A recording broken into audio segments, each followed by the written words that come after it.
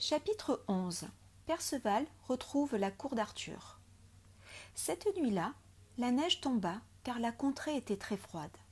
Perceval s'était levé de bon matin, comme à son habitude, car il était en quête d'aventure et de prouesse. Tout était encore couvert de givre et de neige quand il parvint à la prairie où campait l'armée du roi. Mais avant d'arriver aux tentes, il vit passer dans le ciel une bande d'oies sauvages que la neige avait éblouis. Il suivit des yeux leur vol quand soudain un faucon les prit en chasse. L'oiseau de proie réussit à isoler une oie et l'attaqua si bien qu'elle tomba à terre. Mais il était trop tôt. Il abandonna sa proie et s'enfuit. Perceval se hâta vers l'endroit où l'oiseau était tombé. L'oie sauvage était blessée au cou et elle laissa couler 3 gouttes de sang qui se répandirent sur la neige blanche. La blessure n'était pas grave, et avant que le jeune homme arrive, elle s'était déjà envolée pour rejoindre ses compagnes. Quand Perceval vit la neige foulée et le sang qu'elle avait laissé, il s'appuya sur sa lance pour contempler cette image, car le sang sur la neige lui rappelait les fraîches couleurs du visage de son ami Blanchefleur. Il entra dans une profonde rêverie, songeant à ses joues rosées, où le vermeil se mêlait au blanc, tout comme ces 3 gouttes de sang sur la neige blanche. Perceval passa le petit matin à rêver sur ces gouttes, jusqu'au moment où des écuyers sortirent des tentes et, le voyant immobile, crurent qu'il sommeillait. Le roi dormait encore, et les jeunes gens rencontrèrent devant la tente royale Sagremort, qui était appelé le Déréglé à cause de son caractère impétueux. « Seigneur, nous venons d'apercevoir, en dehors du camp, un chevalier qui sommeille sur son destrier. »« Est-il armé ?»« Ma foi, oui. » Je vais lui parler et l'emmener à la cour. Aussitôt, Sagremort courut vers la tente du roi et l'éveilla. « Seigneur, il y a là-bas sur la lande un chevalier qui sommeille. » Le roi lui commanda d'aller le chercher et de l'amener à lui. Sagremort, sur-le-champ, se fit armer et réclama son cheval. Équipé de toutes ses armes, il se dirigea vers le chevalier. « Seigneur, il vous faut venir à la cour. » Perceval resta immobile. Il ne l'avait pas entendu. L'autre répéta son message, et comme il ne recevait toujours pas de réponse, il se mit en colère et s'écria. « Par l'apôtre Saint-Pierre, vous y viendrez, de gré ou de force. » Il s'élança alors sur lui, lance baissée, en lui criant de se mettre en garde. Perceval, tiré de sa rêverie, lui fit face. Le choc fut rude, mais la lance de Sagremort se brisa contre l'écu de Perceval, tandis que celui-ci le frappait avec une force telle qu'il l'abattit à terre. Le cheval aussitôt prit la fuite vers le camp.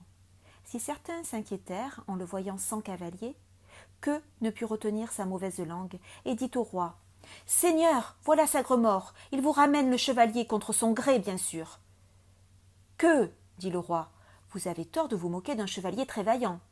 Allez-y donc, et nous verrons si vous faites mieux que lui. »« Seigneur, je suis ravi de vous obéir. Puisque c'est votre désir, je vous le ramènerai sans faute, qu'il le veuille ou non. Je le forcerai bien à dire son nom. » Il se fit armer convenablement et s'élança vers celui qui avait repris sa rêverie.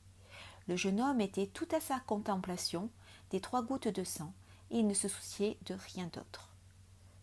Que lui cria de loin.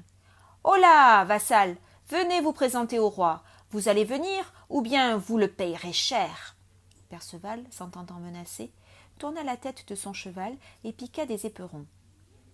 Ils s'affrontèrent violemment, car chacun avait à cœur de faire de son mieux. Que frappa de toutes ses forces et brisa sa lance en miettes. Quant à Perceval, il n'hésita pas. Il le heurta si rudement en haut de son écu qu'il l'abattit sur un rocher. Puis, débarrassé de son adversaire, il retourna à ses pensées. Ainsi se réalisait la prédiction du fou. Que était dans un triste état. Sa clavicule était déboîtée et son bras brisé entre le coude et l'épaule comme une branche sèche. Il tomba à terre, évanoui, et son cheval revint au grand galop vers les tentes. À sa vue, tous s'inquiétèrent et partirent à sa recherche. Quelle désolation quand ils le retrouvèrent. Le roi Arthur eut beaucoup de chagrin, car il aimait fort le sénéchal. Il lui envoya son meilleur médecin, qui lui remit en place la clavicule et lui immobilisa le bras pour qu'il puisse se ressouder. Après l'avoir bien réconforté, on le porta dans la tente royale. Monseigneur Gauvin était auprès du roi. Seigneur, il n'est pas normal qu'un chevalier ose en arracher un autre à ses pensées. C'est ce que vous avez vous-même toujours dit. Sagremort et Queue ont eu tort de le faire, et mal leur en a pris. Ce chevalier songeait peut-être à la perte d'un être aimé ou d'une amie chère à son cœur. Il était donc en proie au tourment.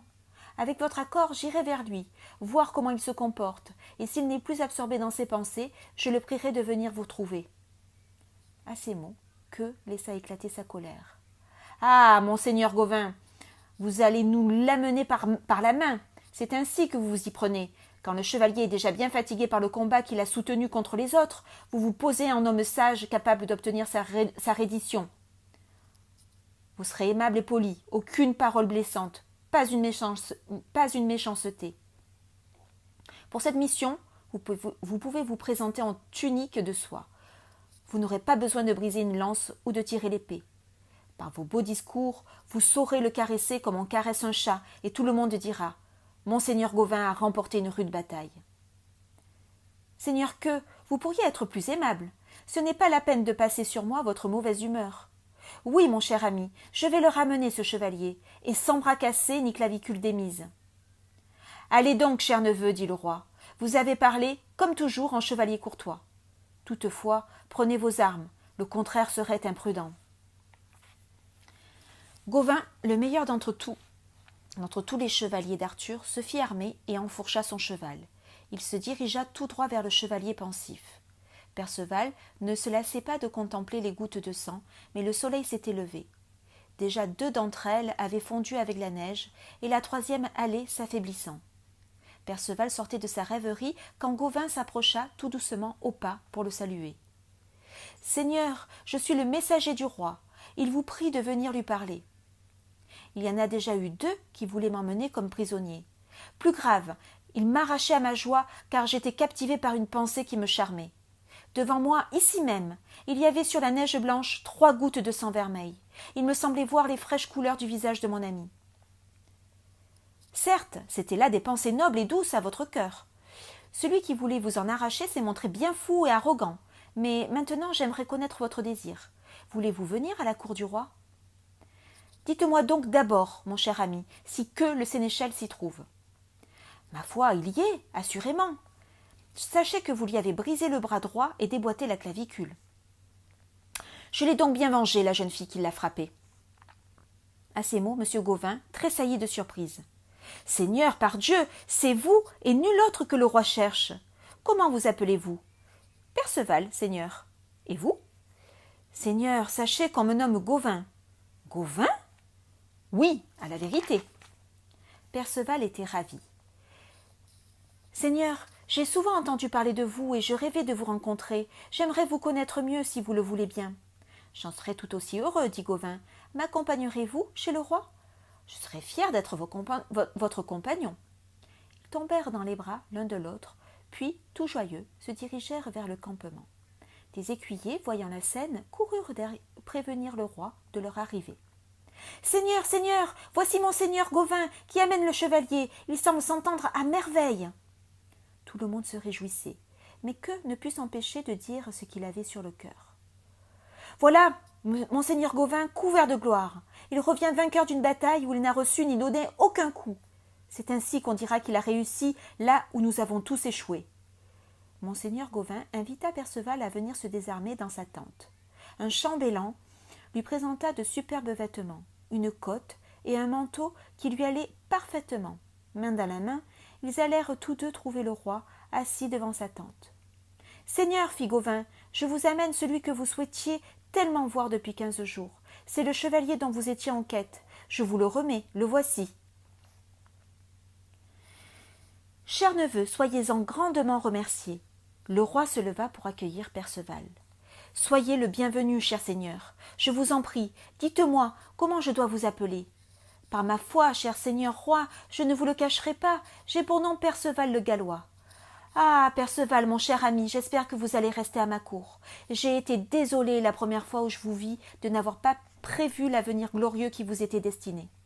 Et pourtant 2 personnes à ma cour l'avaient bien prédit, la jeune fille et le fou que frappa Queue le sénéchal, et vous avez réalisé d'un bout à l'autre leurs prophéties. Vos exploits m'ont été comptés, personne ne peut en douter. La reine arriva alors, car elle avait appris la nouvelle de sa venue. Perceval alla aussitôt à sa rencontre pour la saluer. « Que Dieu donne joie et honneur à la plus belle et la meilleure de toutes les dames. »« Et vous, soyez le bienvenu, répondit la reine. Vous avez fait la preuve d'une vaillance exceptionnelle. Perceval put enfin saluer la jeune fille qui avait ri en son honneur. « Belle amie, si vous en avez besoin, je serai le chevalier qui ne manquera jamais de vous aider. » Le roi, la reine et les barons firent une fête magnifique en l'honneur de Perceval le Gallois. Ils l'emmenèrent le soir même à Carlion et les réjouissances se prolongèrent durant 3 jours.